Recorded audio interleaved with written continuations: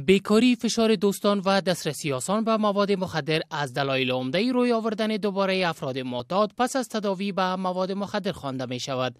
وزارت مبارزه با مواد مخدر افغانستان با انجام سروی می گوید نتایج این بررسی برای کاهش تعداد معتادین در این کشور موثر خواهد بود.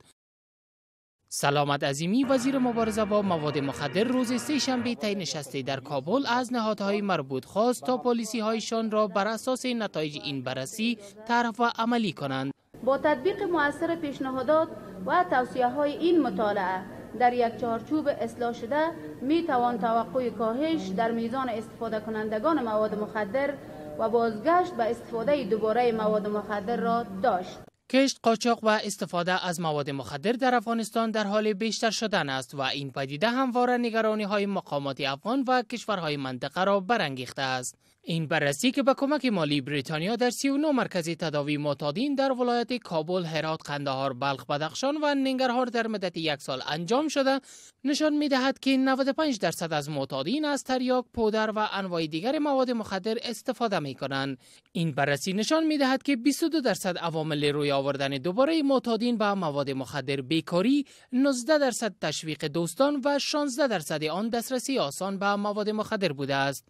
در این حال واصل نور محمد، معین وزارت کار و امور اجتماعی افغانستان میگوید هر فرد معتاد بعد از تداوی باید برنامه آموزش‌های مسلکی را فراگیرد تا بتواند با آسانی کار پیدا کند.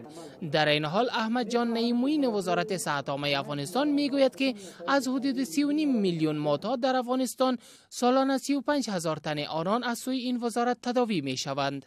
و عدم همکاری خانواده‌های افراد معتاد به مواد مخدر را یکی از عوامل دیگری روی آوردن دوباره آنان به احتیاط می‌خواند. تعداد بسترایی را که وزارت صحت عامه داره به خاطر تداوی معتادین بی‌نهایت کم است. متأسفانه یک تعداد اونا تداوی نمیشه. ما خواهش ما است که به این منظور بودجه کافی داده شود. وزارت مبارزه با مواد مخدر افغانستان میگوید که این وزارت مصمم به مبارزه جدی با این پدیده بوده و کشورهای منطقه و جهان نیز در این راستا باید از همکاری‌های صادقانه‌شان دریغ نورزند.